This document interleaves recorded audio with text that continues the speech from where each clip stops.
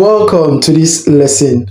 Hard work pays. I hope you had fun during your holiday. Today's lesson is on price legislation. So, we're going to be learning about price legislation. Let's see the lesson objectives. Here we have our lesson objectives, and you should be able to define price legislation or price control.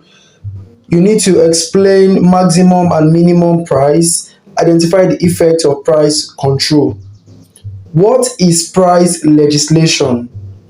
Price legislation, also known as price control policy, is defined as a process by which the government or its agency fixes the price of essential commodities.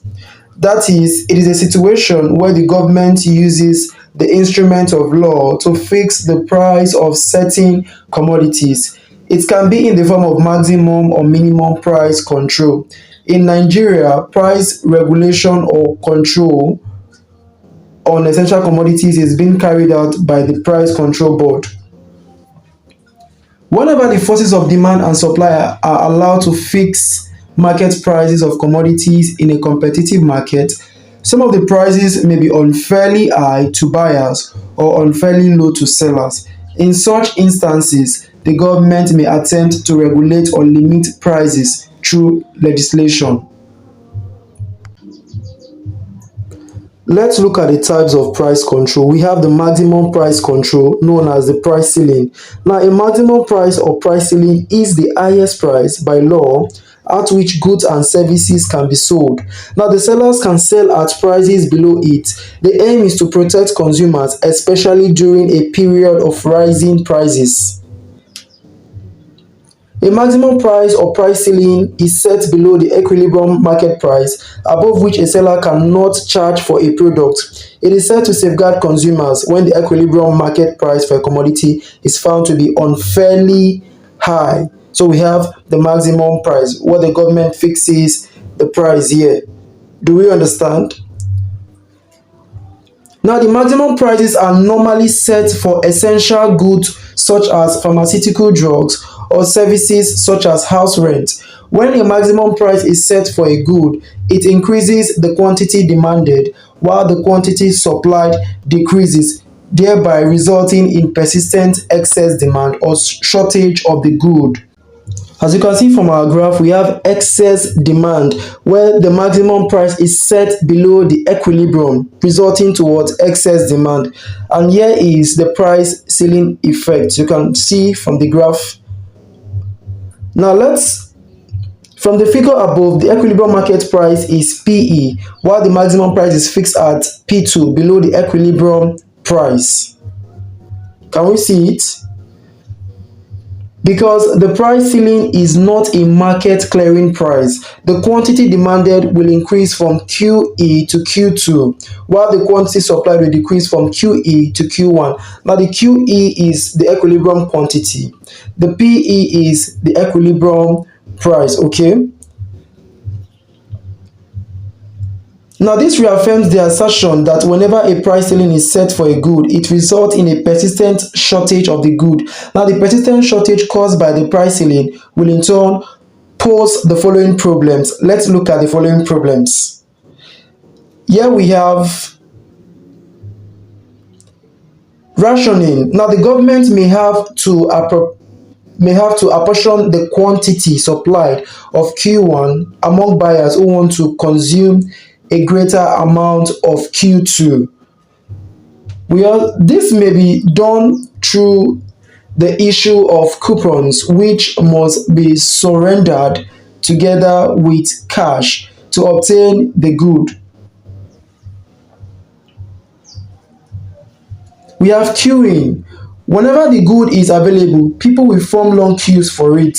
Now, the queues may be physical lines of people outside suppliers' shops, typically in the case of essential commodities like drugs, bread, milk, etc., or long waiting lists in the case of consumer durables such as cars, televisions, etc. Now, we have the black parallel market, known as the black market. We call it the black or parallel market. Now, in this situation, good is illegally sold is illegally sold.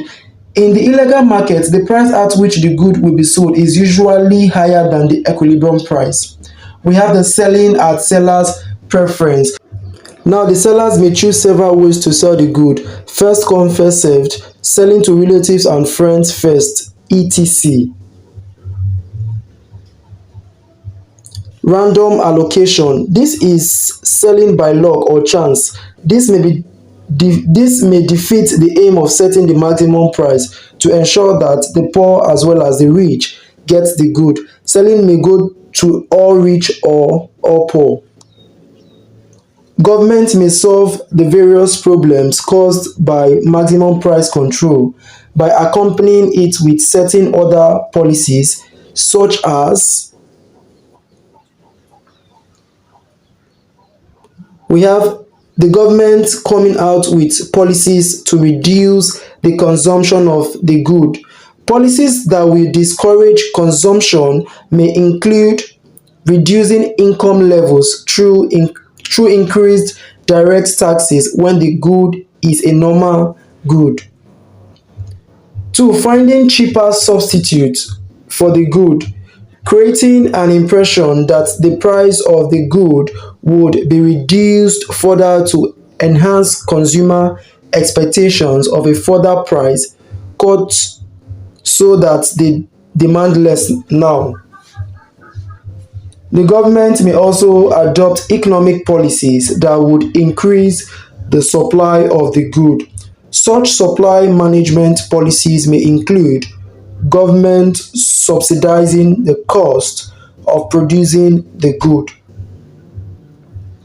creating investment incentives to attract new firms to supply more of the good, importing more of the good from cheaper sources to augment domestic supply.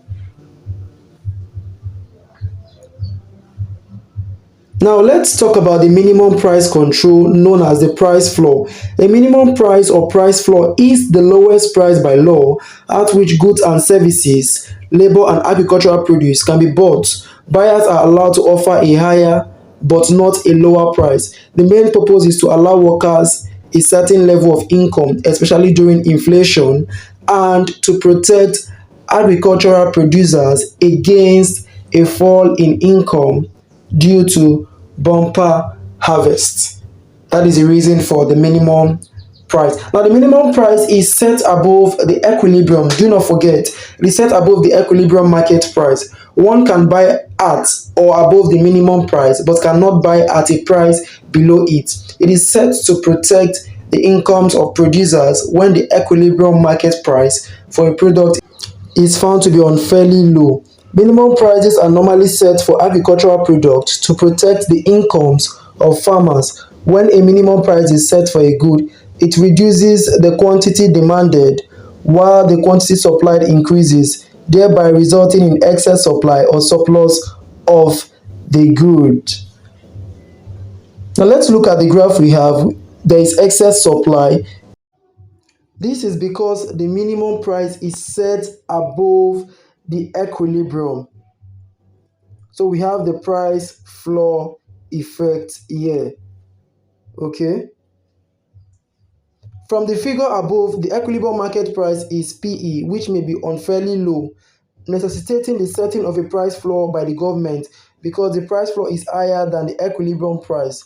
The quantity supplied will increase from QE to Q1, while the quantity demanded will decrease from QE to Q2. Therefore, whenever a price floor is set, it creates a persistent surplus of the good. Okay, now it brings about a lot of frustrated sellers wishing to dispose of surplus supplies. Now, sellers, when frustrated, may be willing to sell the commodity at P1, which is well below the equilibrium price. The sellers will allocate quotas among themselves. Now, there will be buyers' preferences as they choose whom to buy from. It brings about conditional sales.